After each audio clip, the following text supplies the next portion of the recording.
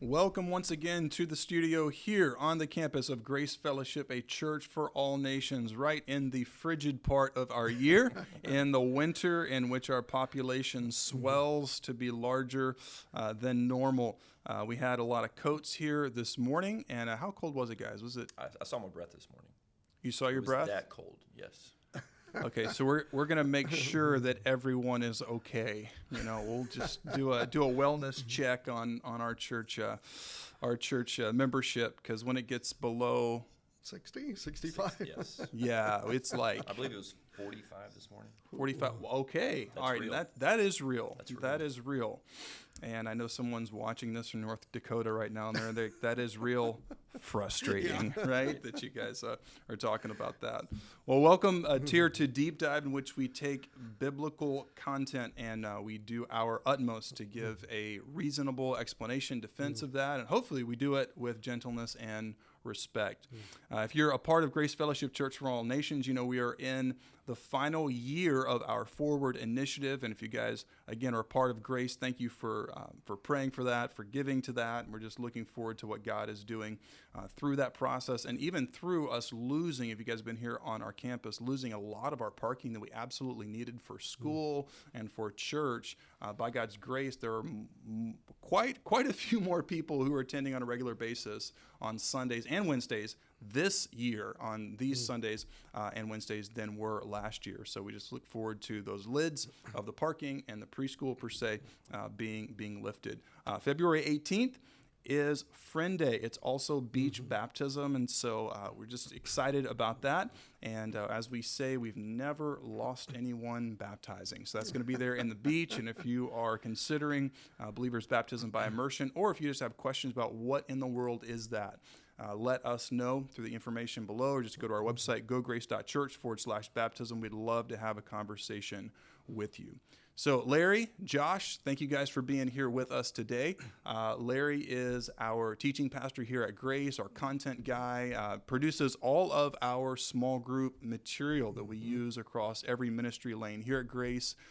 We've known each other for over 8 years at this point, and Larry, appreciate you and being here with us. And also Josh Robinson. Now this is my brother from another mother. But I also have a biological brother named Josh Robinson. I don't know how many questions you and I have both had about all the time. Jeff Robinson, Josh Right. Robinson. Absolutely, all the time. I mean, I get questions, oh, you related to Jeff? No, absolutely not. We're brothers from another mother. That's right. That's right, always and forever. Yes, And I love it. it's good times. It's Yes, good times it here is. at Grace. And Josh leads our student ministry here at Grace students. And Josh, you're almost a doctor. Yes, I submitted my final dissertation today. and Let's go. They are setting my defense date for March, and they're allowing me to do it via Zoom. Tremendous. So I don't have to fly to Louisville. That all Tremendous. was figured out this morning.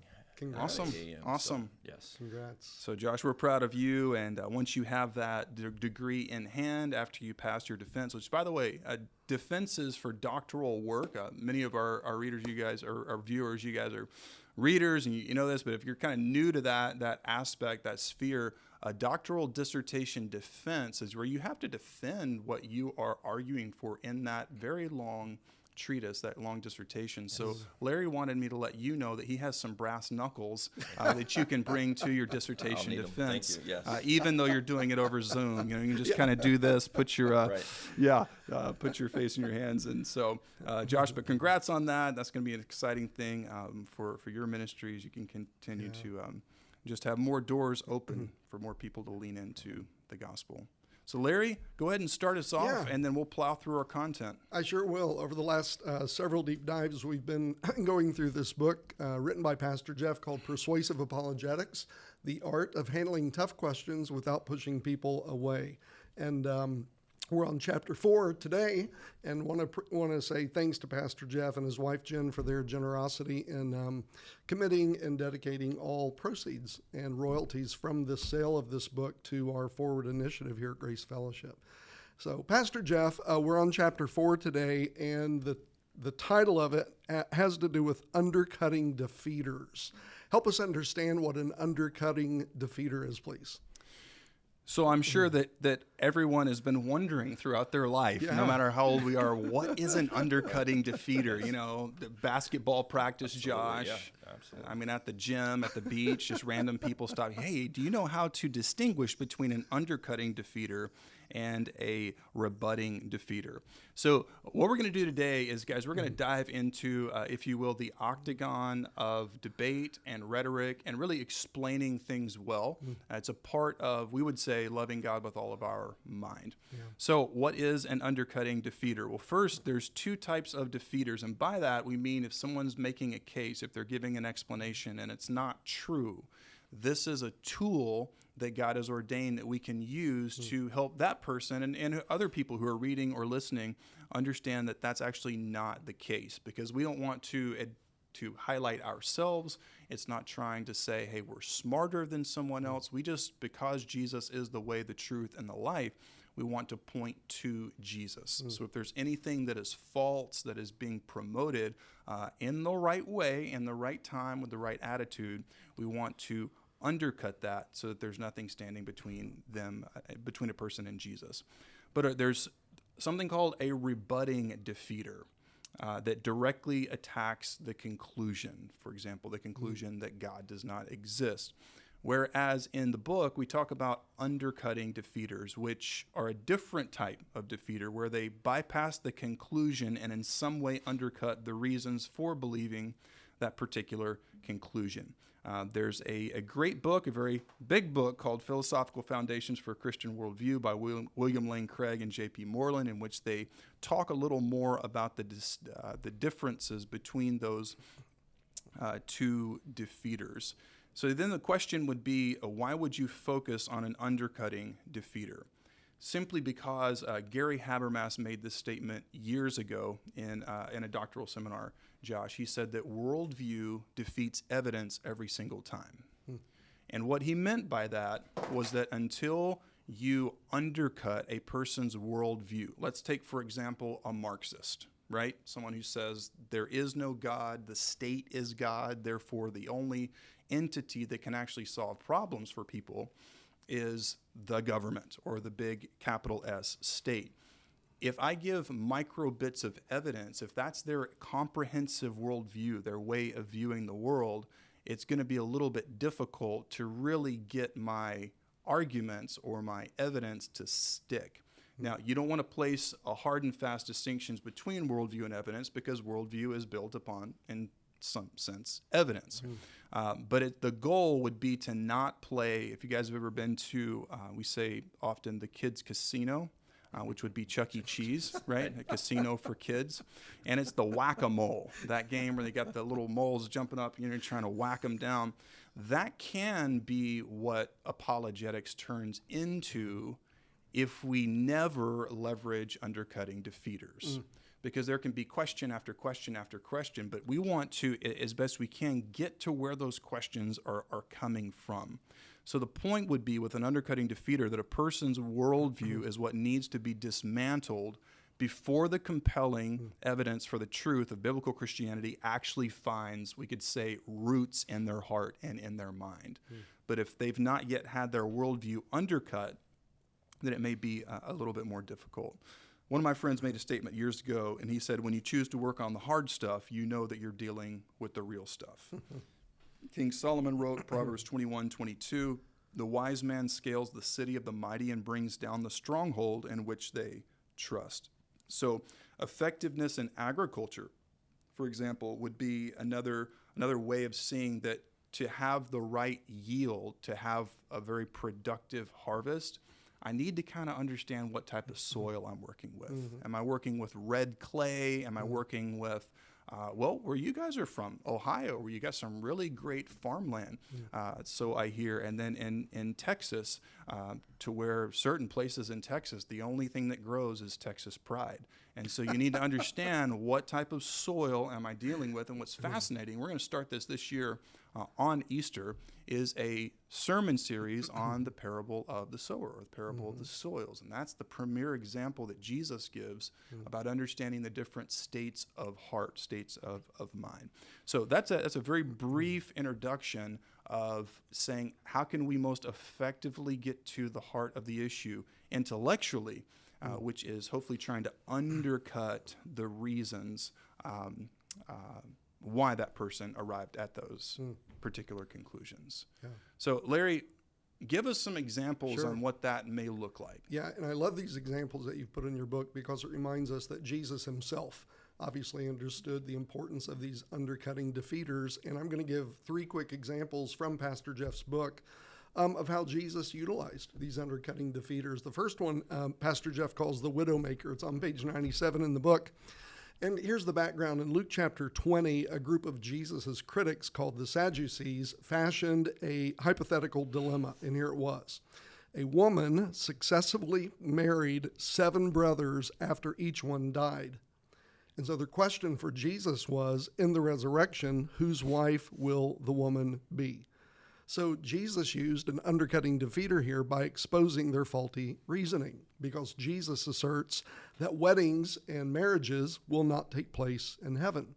So you can see how the premise of their question was faulty, so Jesus exposed that.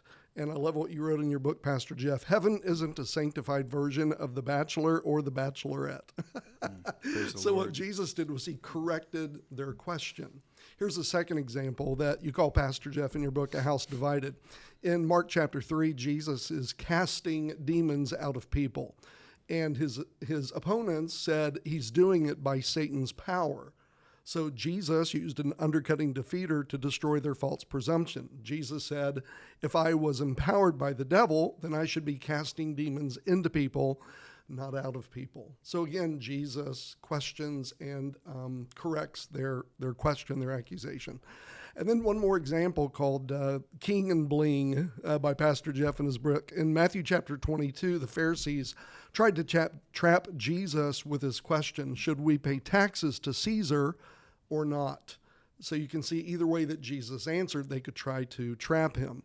So here's what Jesus does. He says, bring me a coin whose image is on it. And of course, Caesar's image was on the coin.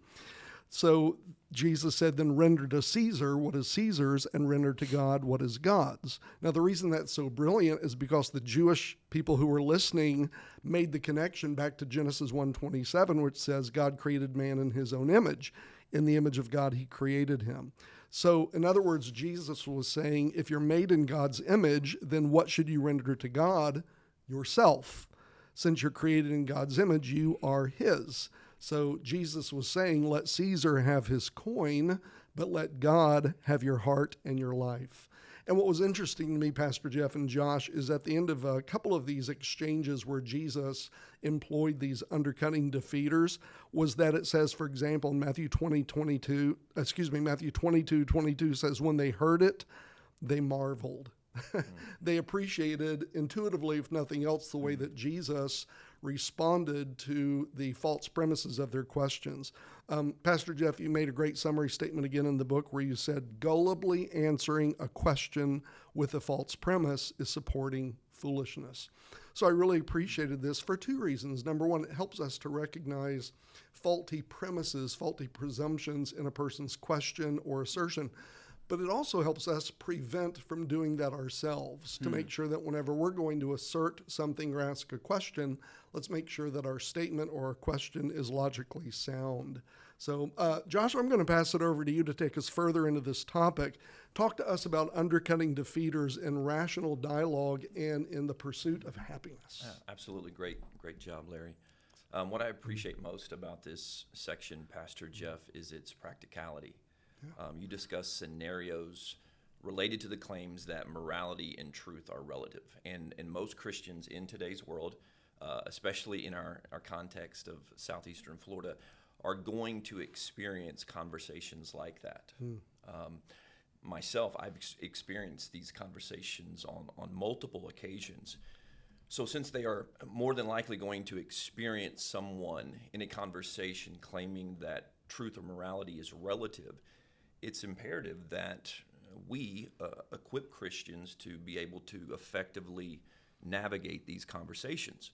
And I believe one of the most effective ways to navigate these conversations is understanding that responding to the said claims with thought-provoking questions is much more impactful than merely pointing out the self-refuting nature of most relative assertions. So let's go through these three scenarios that you include, Pastor Jeff. Number one, you talk about a person that claims there's no absolute truth. You have your truth and I have mine. Well, obviously that claim is self-refuting based on the fundamental law of the logic of, the fundamental law of logic, the law of non-contradiction. Yep. The claim that there are no absolute truths is in itself an absolute truth claim. But instead of immediately pointing out the self-refuting nature of that statement, I believe it's better to ask a question like, isn't the claim that there are no absolute truths in absolute? By asking that question, you prompt that person to reflect and hopefully come to their own conclusion that their claim is contradictory. And I have found that allowing people to arrive at their own conclusion is far, far more impactful than having someone else point it out for them. Another one you highlight is the person who says, well, morality is relative. You have your moral compass, I have mine. I'm not going to judge you. You don't judge me. You do a great job of listing some questions there that people can use. Like, do you ever complain when someone cuts in front of you in line? Do you ever get infuriated by those who bilk the elderly for their retirement savings? Because more times than not, the answer is going to be yes. And then I ask the question, why? Why do you get frustrated that someone cuts you in line? Why do you get infuriated that someone's bilking an elderly couple? If that person has their moral compass and you have yours, and we're not supposed to judge one another, then why would you get infuriated? Why would you get upset? And then I try to point them to the fact that if morality is relative, then there is no accountability. You get to do and say whatever you think is morally acceptable. I get to do and say whatever I think is morally acceptable, and there's no judgment. And that just doesn't work practically in a society. And then lastly, you conclude this section by discussing Rand's philosophy on morality as it relates to happiness, which asserts that our moral purpose should be based on what makes us happy. That is an absurd view of the world in morality on so many levels. So I like to take that statement immediately to its absurd conclusion, because I am a huge fan of crime documentaries, especially murder documentaries. I love watching detectives piece together their case to charge a person. And so many times you listen to the interrogation, and the people that have inflicted harm, the people that have actually taken the life of another, they find happiness, they find joy, they find excitement in that.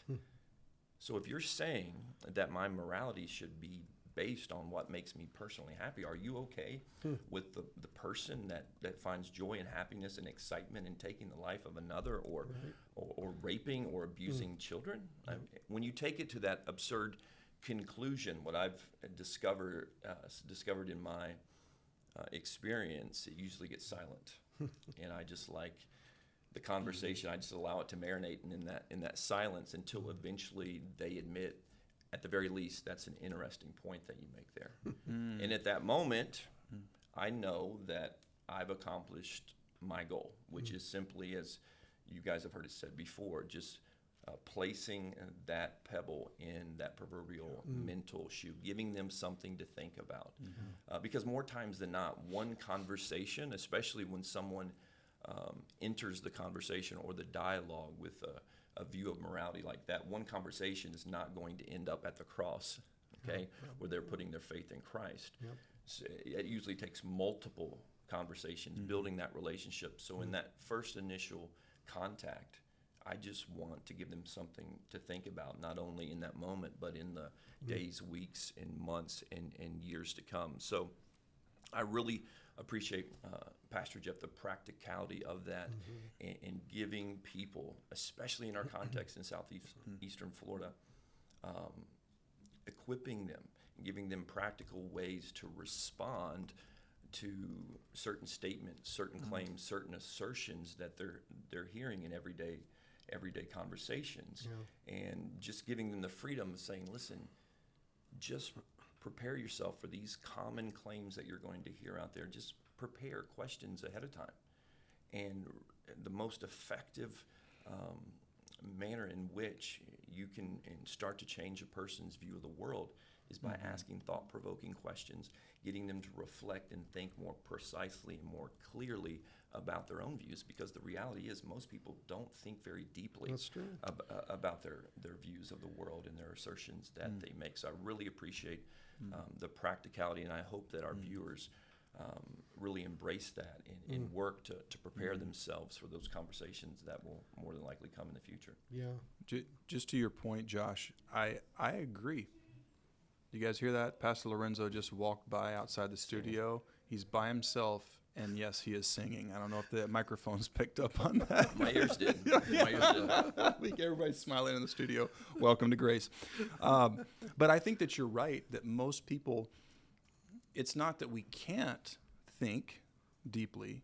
It's just that we are broken and we live in a fast-paced world. A lot of different reasons probably why we haven't actually thought deeply about what we believe to be true, the nature of the world, what does it mean to be human, why am I here, right? Those great questions of existence that you guys have explained so well to students for years. You know, why am I here, where am I going, what's my purpose, all those types of things. But here's the beauty, and we would just suggest this to those of our viewers that you're not yet a follower of Christ, you're learning, you're investigating, or you have a friend or family member who's far from God, who's at least open, would be this. Christianity holds itself to an insanely high view of thinking. Literally, the Bible says, here's the evidence. We want you to love God with all the scriptures, argument that is, to love God with all your mind. Like, here's the evidence. Here's the claim that Jesus is God. Here's the claim he really died, really rose again. He actually you did a great job in one of your last messages on Sunday about the actual real places that we can still visit that the scripture talks about. The point being that if you want to pull one over on people, you're going to go down the road of mysticism. You're gonna be like, well, if you can just, like the Gnostics, well, as long as you just get the knowledge and you just know if you know. Well, there's no way to authenticate that. There's no way to debunk that. The scripture calls to real history, real logic, real evidence. So the point being that even if you're not a follower of Christ, even if you don't like Christianity or Christians, or you don't like pastors, right? It's the opposite of what you would be doing, the scripture's case for why it is true. It's the opposite of what you would think if you're trying to get people to believe something that you know to be false. Yep. So the challenge would be read, learn, ask questions. At Grace, we love questions. We've got some great conversations, laid back conversations and intense conversations. We just love, because we don't believe that we have anything to hide from, because God is true. Yeah. One of my favorite books by C.S. Lewis is Screwtape Letters. And to kind of paraphrase something he said, I thought it was one of the key truths that rise out of that book is he describes how C.S. Lewis describes, and again, I'm paraphrasing, but we tend to think that Satan does his worst work when he puts bad thoughts into our minds. But Lewis points out in reality, Satan does his worst work by keeping us from thinking great thoughts. So if he can keep us from thinking critically, if he can keep us from asking good questions and pursuing answers to those questions, then he's won the battle. So, the viewers can decide for themselves which is worse, Satan putting evil thoughts into our minds or keeping us from thinking great thoughts that lead to truth. And Lewis made the case that great thoughts lead to thoughts about truth. Truth leads to God. 100%. Yeah, so 100%. One of the things, Pastor Jeff, I love about your book, in this chapter 4 in particular, is Josh, great job talking about undercutting defeaters and rational dialogue and that pursuit of happiness thing. But also in chapter 4, you mentioned undercutting defeaters when it comes to people making arguments against our faith. And you give a couple of examples. Let me just share one real quick. You write about the idea that hypocrites in the church disprove Christianity, the truthfulness of Christianity. That is hugely popular in our culture. Again, the idea is that what Jesus taught and Christianity is not true because people who follow his teachings are hypocrites. So there's a couple of responses that are brilliant and profound, but also very simple that you provide in your book. And the first response is this, Jesus himself said there would be hypocrites in the church and that they would be punished. So you can see right there the very existence of hypocrites confirms the truthfulness of Jesus's teachings. He himself said, yes, there will be hypocrites who will act like this and so forth, and they'll be punished for it. So that alone, just their existence actually proves the truthfulness of Jesus's teachings, not disproves the truthfulness of his teachings. But then secondly, it's important to remember that the truthfulness of Christianity is based upon the person of Jesus Christ, not how well Christians follow him. Jesus' call in the Gospels is follow me, not follow the people who claim to be my followers. So the important question is not what do you think of hypocrites in the church? The important question is what do you think about Jesus and his claims? So again, I thought that was such a practical approach that you used in chapter 4, not only about the sort of rational dialogue, the bigger conversations we get into that you address, Josh, about truth and morality and happiness and so forth, but also just down to sort of brass tacks about, Christianity is not true. There's too many hypocrites. And so you provide, again, in your book, some undercutting defeaters that are tools in our toolbox that we can reach in there and grab instantly as we sort of train ourselves and equip ourselves, to get good at this. So anyway, that's great in chapter 4. So thanks again for doing that. Well, thank you guys for this. I enjoy very much discussing this type of content. I think a lot of our viewers do as well. We just want to say, I think I can speak for all of us, we're just so encouraged by so many folks, men, women from so many different backgrounds who are wanting to explore truth.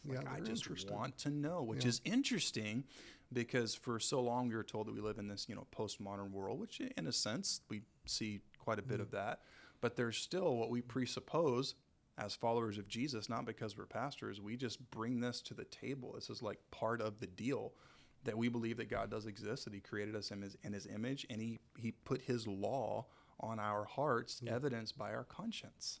And so every person, regardless of what we have heard or what we even say we believe or what we actually believe in that moment, have the internal witness of the fact that there is right and wrong, that life has a point, and there is a designer out there, which is why so many atheists have given their lives to explaining it away. I heard one guy say, I don't believe in unicorns, but I'm not mad at them, right? That there's so much vitriol from, not all atheists, but there's enough of it in the atheist or new atheist or former new atheist camp that it does cause you to take a step back and say it's one thing to not believe in God, but to have so much vitriol and anger and visible frustration at even the mention of God or the concept of God. Is there more going on than just, hey, I'm not exactly sure that, current cosmological models point to the beginning of the universe or a creator. So a lot more that we can say, and we will start saying it next month on Deep Dive. And you guys can pick up any of these books. I've got the link right there below. All the money goes to our Forward initiative here at Grace Fellowship at Church for All Nations to see more people come to faith in Christ here in growing, wild, and wonderful South Florida. And if you're in the area or if you're out of the area, we'd love to see you this Sunday in person or online, 8:30, 10, or 11:30 a.m. Josh, Larry, Claudia, Andrea, thank you guys for making this possible, Pastor recording Lowe. all this. Pastor Lowe. And Pastor Lowe, who was just walking past, spreading joy and happiness even in the new year. Love you guys. Look forward to seeing you this Sunday or next month on Deep Dive.